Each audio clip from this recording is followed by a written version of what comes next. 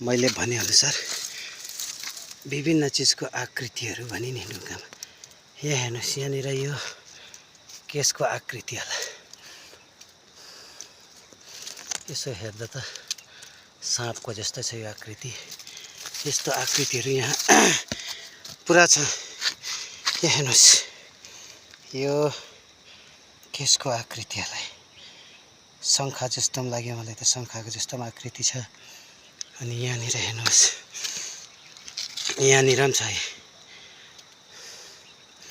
क्रेसको यसको आकृतिहरू यहाँनिर पुरा छ।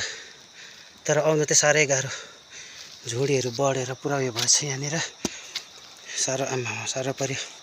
फेरि म घरबाट अलिक ढिलो पनि आएँ, त्यसैले अब सबै देखाउन नसक्ने रहेछु, किनभने साँझ पर्ला पर्ला भयो है।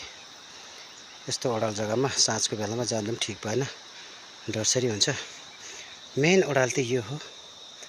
अझै यसमा यहाँनिर पुरै छन् आकृतिहरू। यहाँनिर शङ्खको, ताराको, घामको, जुनको पुरै छ।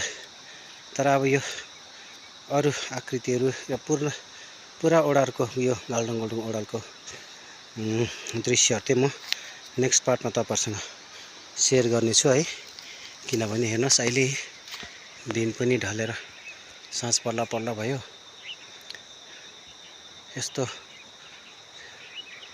टाइममा ओडालको छेउछाउ नजानु उचित सम्झेँ मैले है। त्यसैले आजको भिडियो यही समाप्त गर्न गइरहेछु। अब नेक्स्ट पार्ट फुल त्यो म नेक्स्ट पार्टमा तपाईँहरूलाई देखाउने रहेछु। यहाँनिर पनि रहेछ केसको आकृति। यो पनि यहाँ आँखाको जस्तो छ आकृति, हेर्नुहोस् त। ल है साथीहरू, यति भन्दै आजलाई बिदा ल्याऊ। नेक्स्ट पार्टमा म तपाईँहरूलाई यो ओडालको सबै दृश्यहरू देखाउने बाचा गर्दै यो भिडियो यही समाप्त गर्न चाहन्छु है। धन्यवाद।